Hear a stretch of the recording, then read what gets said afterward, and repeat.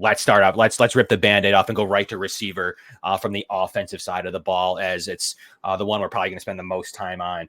And we're going to start with you, Kevin. What are you feeling at the receiver position? How many vets are you adding? You're going to save it for the rookie class. What are you doing here? We freed up some money. We spent a little bit on defense, but what are you thinking of at the receiver position as it amounts to the veterans? Well, as we've been saying right along, I think the Bills are going to need a wide receiver 2, wide receiver 4, and a wide receiver 6. I think Deontay Hardy is going to get cut, so he is out of the mix. And right now, you have Stephon Diggs as 1, Khalil Shakir as 3. We'll put Justin Shorter as 5, and then you'd still have Andy Isabella and KJ Hamler sitting there as well. But I'm thinking you have to go draft wide receiver 2. And I think wide receiver 4 is the one that the Bills should go after in free agency. And we talked about this a couple of weeks ago, is that Marquise Brown. I think he would be perfect for this offense. But again, is he going to command too much money? His market value is very high right now out of the Bills' pay range. You know, we talked about a 2-year, $14 million type of deal the last time we talked about the wide receiver position. And who can you get for that? Is that Marquise Brown? Is that Curtis Samuel? I like Noah Brown personally. Noah Brown and KJ Osborne are 2 names that I think make a lot of sense for the Bills. I know you're a Tyler Boyd guy. So What do you think about this? I mean, have your opinions changed since we talked about this last? No, I mean, I think I'm still fully in on a deep veteran edition at this room. Just one. I mean, you could do all the $1 million editions you want, but my opinion still lies until I see otherwise, especially now that we freed up a bunch of money with the moves. I'm going to advocate to sign Tyler Boyd to a cost-effective deal that would only cost the Bills about $7 million on the cap this year. And I think the addition there, his open rate, what he's able to do with contested catch scenarios, what he's able to do across the middle of the field, a couple places where the Bills struggled. I think Tyler Boyd's a great addition, and the inside-outside versatility of Shakir will make that possible. And then the boundary rookie receiver that they're going to add is going to be the room I'm thinking of. But that's really where I'm thinking still with a player like Tyler Boyd. Let's say they can't get a Tyler Boyd. I'm seeing what Curtis Samuel's looking for at that point, but maybe I'm going to stretch to a Hollywood Brown. I think that's kind of where I sit. This would be the position that I would sink a little bit of money into. I think you have to play your cards right with defensive line and linebacker because, you know, why go spend $10 million on a linebacker when you have your 2 starters locked in? So, I mean, that's kind of a given right there. But wide receiver is a position that I'm okay with spending because that was the Achilles heel for the Bills in the playoffs. Trent Sherfield and Deontay Hardy are not going to cut it. Now, I will say, they did make some of the plays of the year for the Bills in the regular season, but it caught up to them in the postseason. So that's why you need to go a tick above that in free agency this year and go get someone like a Marquise Hollywood Brown. I mean, if that takes $10 million, let's put the number right there. Is $10 million too much to spend on a wide receiver, specifically Marquise Brown? Not on this team. Nope. Not if it's a cost-effective $10 million. It's not a $10 million where you're pushing a ton down the road like a Von Miller deal. If it's a pretty nicely written $10 million. I also think, let's say that's what he's getting paid this year. I also do not believe that it would be $10 million in cap space. So are you referring to 10 in cap, Kevin, or are you referring to 10 in cash? Totally different concepts. So I guess I'll kind of leave you with that thought. Yeah, I mean, I guess let's just say it's a 2-year, $20 million deal with an AAV of 10 per year. You could probably reconfigure that where maybe it's only going to be 7.5 against a cap. And that makes it a lot better. Correct. And that is kind of how it would be. And with the way Brandon Beane likes to operate, it's probably going to be a little bit even better than that. He's probably going to try to twist it as much as he can to get it to like a $5.5 million on the cap this year and next year, and being able to work the deal as like a team option next year. That's kind of how I would see it. With the minimum base salary this year of $1.2 million. And then it all determines how much money the player wants to make this year. So say he wants to make the $10 million you brought up. So how much more is he's going to need? He's going to need around a $9 million bonus paid to him up front. So you're going to get the and split that $4.5 million up. You're sitting at about 5.7 on the cap this year. So that's what the Bills will be hoping. The player gets his $10 million next year. well, that's going to be the big decision. He's probably going to have a $4.5 million amount that you've already paid him. And then you're going to have whatever base salary the team is going to want to inflate the deal, make the agent feel good. Is going to be how his base salary is going to be structured next year. Call it a $9 million base salary. The Bills will have to think about what they're going to do if they're going to keep him at that 13 mark. But it simply could be a way that they have a base salary next year of about 6 to get his total earnings at around 6 next year. But it's going to be based on what his agent thinks he's worth. If his agent thinks he's worth another 10 next year, then they're going to want to go ahead and put the base around 10 million, me bringing his total cap hit to about 13 million next year. So that's kind of what you have to determine. And I do think that that's worth it if you do determine he's the player that you want to go with in this season. I agree.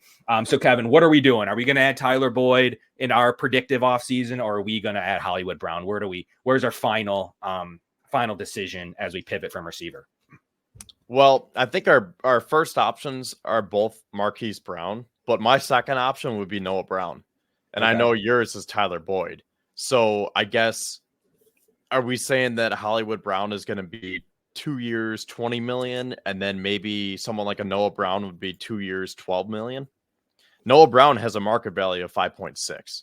Yeah. We're saying that Hollywood Brown's probably going to be around. Yeah, we'll say about that. I mean, I think that's high in Noah Brown. I think I see from PFF he's going to get a 2 year, $7 million total. So, which would make me feel a little bit better about him. So honestly, I'm feeling good at the Brown. I'll be honest. If I was to lock somebody in, I do want to go a tick better than Noah Brown, because I think those are the kind of moves we always make. And I do think that Hollywood Brown would be a better addition. What's kind of your final? Give us your final person. Well, before I lock into a wide receiver, let's talk about a couple of other positions, and then we'll circle back because I want to see what you think about RB2, QB2, and maybe an offensive lineman, because that will kind of affect how much money we have to play with. Okay. So RB2, what do you think about this? Because when I presented this a couple of weeks ago, a lot of people said Ty Johnson is RB2. And I said, look, I really like Ty Johnson, but I think Ty Johnson is more of an RB3 based on the way he plays and his size, because let's not forget, pass protection plays a big part in this. And that's why the Bills wanted Damian Harris and Latavius Murray, and then Leonard Fournette too. Those big bruisers, the north to south backs, but they can also protect Josh Allen. And I'm not saying that Ty Johnson can't. It's just that personally, I feel like Ty Johnson is more of an RB3. The problem is you have Nyheim Hines for that role. So I think that makes Ty Johnson expendable. And if you have James Cook as RB1, Nyheim Hines is RB3, do you slot in Ty Johnson on a cheap deal as RB2? Or do you go out and sign someone? Because I'm going to tell you this name right now. I was all over him last year, and I'm all over him this year. D'Onta Foreman. He's still only 27 years old, and he always makes a huge impact when he's in the game. And I think that he definitely fits this mold for a big bruising RB2 that the Bills need. I think that the Bills could add to the running back 2 room. I think with the Nyheim Hines kind of changed my opinion on what they're going to do. I'm in the fold of a rookie, Ty Johnson, Nyheim Hines. That's where I'm at RB2. That's kind of where I sit with that. If you're going to keep Hines, kind of give him the RB3 role, let Ty Johnson battle the rookie. That's kind of where I'm at with the running back 2 position is kind of how I'm approaching it, with the no of trying to utilize my money elsewhere, I guess is where I stand. So how much money would you give Ty Johnson? Not much. 1.5. Okay, so I'm going to give Foreman 2.5. So that might come into play when we circle back to wide receiver. So that being said, we haven't talked about this one yet. QB2. Okay. What do we do here? Because as much as you say we can't put a lot of money, I'm not saying you, I'm just saying in general. Like right. People in general will say, well, you can't put a lot of money into this position because you have to go get a wide receiver and Josh Allen's QB1. So whatever.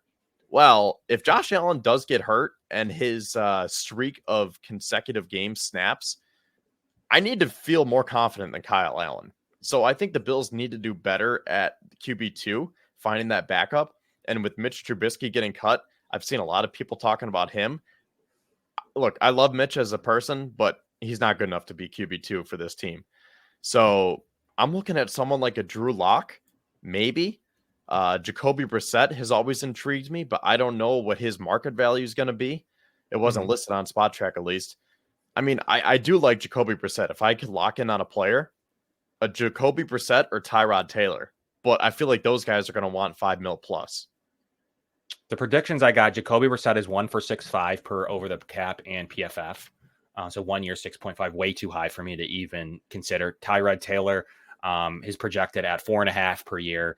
2 for $9 million is his projection. Jameis Winston, 1 year, $4 million projection. Drew Lock, 1 for 2.75 million. Those are some names of guys in that same range. Tyler Huntley, 1 for 4. So I just don't think they have the money. Like, as much as I just don't know how much any of them would move the needle over a guy that's less.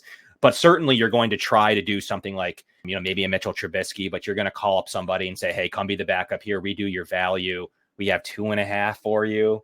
But look, they went with Kyle Allen this year, and really at vet minimum, more or less, didn't really take too much. They don't have the cap space. If Josh goes down, you're going to want the best player you have.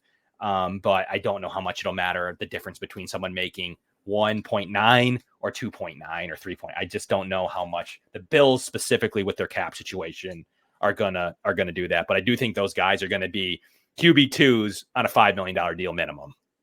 You're talking about like Tyrod and Jacoby Brissett, and I'm not sure if you mentioned him, but I'll throw another one out there, Marcus Mariota too.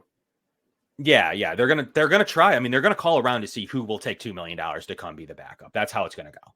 So if they get a biter, that's gonna be what they do. I don't think there's any way that they elevate the $2 million budget there. I don't see it. You think Drew Lock would come here for that price, or do you think with his performance this past season, he might say, you know what, I deserve a little bit more of a contract and a little bit more of an opportunity? He may come for a little bit more, but I don't ultimately think that he's gonna garner that much more money than that. He played pretty well, but still in the last 2 seasons, 5 touchdowns, 5 interceptions. He's just your prototypical backup quarterback. And I do give him the call and say, hey, 1 for 2, let us know, kind of rebuild your value. And I think they kind of have that standing offer out to a couple of players, knowing that, like, if they really can't find anyone, they can go with the draft or give Kyle Allen a call. So that's kind of where I kind of lay on QB2. So do you like Drew Lock then?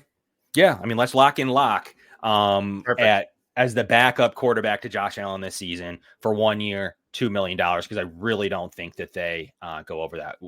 You agree? I think so.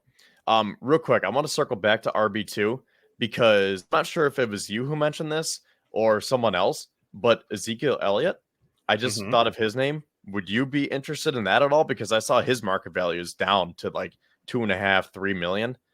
Is that something you would entertain as that big bruiser pass protector for Josh, or are you out? Yeah, I would entertain Foreman too, but I still think that that's a similar scenario to the quarterback room where I don't think they're going to go over. Maybe it's a little bit more than the Ty Johnson range. I just don't know that they're going to go over 2.25 or something. Call it 2 to 2.5. And if someone will come and play for that, I think it's possible that they go ahead and get it done. But if I think the same calls are being made, they call the same Foreman, they call Ezekiel Elliott, and if they can get somebody in that backup quarterback or backup running back room at 2.5, I think they could swing the trigger. I just don't see a dime over that, really. Yeah, and AJ Dillon's another one too. I think Dillon might cost a little bit more. He might be in that 4 to 5 range, and that would be too much. Gus Edwards is another interesting name that I saw. I was Dobbins. Yeah, I mean, I've always been a huge Gus Edwards guy, but I think he's going to probably be in that 4 to 6 range. So I would say either Foreman or Zeke, but I just wanted to see your thoughts. And then finally on the offense here, offensive line. I mean, I'm good here. I think that the Bills just need to re-sign David Edwards to a cheap 1-year deal, and you're pretty much good. Now, I know Beane will always like to add depth and competition, so look for either a day 3 pick or an older, cheaper veteran, and someone who I like here, because we don't know about Tommy Doyle and his recovery from his second season-ending injury. Chris Hubbard, a 33-year-old offensive tackle. I think he could be an upgrade over Jermaine Ifedi, just as that camp body, and maybe, he has some juice left in the tank. I believe he was with Tennessee this past year. So that could be a older veteran who Beane could get here on a cheap 1 year, $1.7 million deal. Okay. For me, I'm staying pat at the O-line. I think it was a strength. I'm working on David Edwards. I'm trying to get him back for 1 year, $2 million. I thought he was a pivotal role. You mentioned Tommy Doyle. I think he'll be back in camp competing. So I give them a shot. And yeah, I'll give it to anybody who will take basically vet minimum as that. That's the difference. I don't think they spent a dime over that for that final offensive line spot. And I re-signed David Edwards. That's about what I do at the O-line spot. Okay, so now bringing this full circle. Now that we have that, so I think I'm going to sign Chris Hubbard just because I know how Brandon Beane thinks.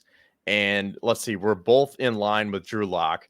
And I'm going to give a $2.5 million deal to either Foreman or Elliott, whoever takes it. And that between that and Hubbard, that's probably a couple $1 million more. So going back to the wide receiver now, I think just for the sake of this, I don't want to be too consistent with you. So I'm going to change it up a little bit. I'm going to say that my Buffalo Bills are going to sign Noah Brown to a 2-year, we'll say $12 million deal, maybe 10 million, 11, somewhere in that range. But I think just because of the extra money that I'm putting into running back and offensive line, that you're going to have a little bit less to spend. And I'm not sure if the Bills are going to want to give too much to someone like Marquise Brown. As much as I love him and as much as I think he fits, I'll take Noah Brown here. Tell me real quickly, sell me on why. What do you like about Noah Brown specifically? He's bounced around a bunch. Why would you give him that much money? I guess sell me on what you think he's done where he's had veteran deals, like basically in the form of shorter. What about his 500 yards and 2 touchdowns from Dallas to Houston? Why would you think he's earned that more? Only playing 10 games this year, frequently hurt. I mean, if the Bills can get him for less than, the 5 or 6 million that I put him at, I would sign up for that in a heartbeat. But I just think that he has found a niche specifically with this type of offense, because as I already said, as a wide receiver 4, I want this to be someone who can take the top off the defense, be that vertical deep threat, stretch the field, and provide something that the Bills really lack this year, aside from, Gabe Davis. But Gabe wasn't necessarily that speed demon. He was just a vertical deep threat. I think Noah Brown is both of those, where he has the speed, he can be the vertical deep threat, and I think he found that chemistry with CJ Stroud, and they connected on a lot of deep balls together. And to your point, I mean, he did suffer some injuries, so that is something to be cautious about.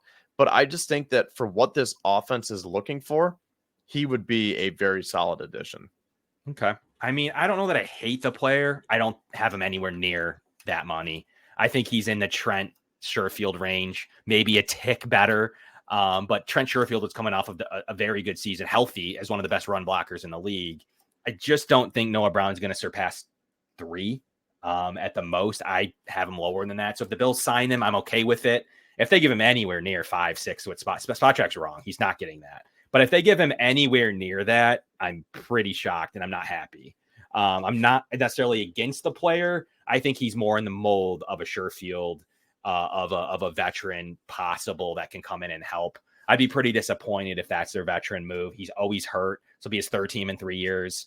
He's nothing more to me than that standard $1.7 million veteran flyer. I get there's some talent there, but then the injury on top of it, there's not enough there for me to. It's kind of like Kendrick Bourne to me, who actually flashed a lot, then got the knee injury. I can't come to myself around either of those 2 candidates right now, other than basically at 2 million or less. Then I could be okay with kind of testing them out, but that's kind of where I'm at on them. I don't want a player off either injury. Like the Bills had too many injuries. They aren't the roster that can take that kind of chance. Even if they boom, they aren't the roster that can take the chance off of guys that were injured all last year or a lot of last year. Now, what about KJ Osborne? I just want to throw one more name out there. I like Osborne a lot. He might be the kind of you're starting to, like, I've seen some projections 7, 8, 9. So you're starting to get into like serious range for him. So I guess for him, I like him as a player. He kind of filled in for Jefferson nicely in a pretty pass happy offense, at least when it's with Kirk Cousins. So I'm interested in him as a player. But I think we're nickel diming in the fact that, like, let's go get the better player and structure a better deal when they're really, especially when it comes to Osborne, they're really not that different of a cap situation this year in terms of the total roster. Did you sign David Edwards, by the way, or no? Yeah, I did. Okay. Just making sure. Yeah. So, I mean, you're really only a little tick above me. Like, I'm saving the $1 million off the running back. We both had Locke. I guess you're going a little bit more on another backup offensive tackle, but really we're not crazy apart. So it's really that $2 million that the Bills have anyways, if they make all the restructures we're thinking of. So I'm locking in a guy like Hollywood Brown to the offense because of what he can do. Honestly, if it's my prediction, I'm going to take a little tick off, and I'm going to go with the Tyler Boyd range. I'm thinking about an $8 million player that's structured like 4.5 this year. So that's kind of what I'm personally locking in the style of receiver, and then they can go get a boundary in the draft.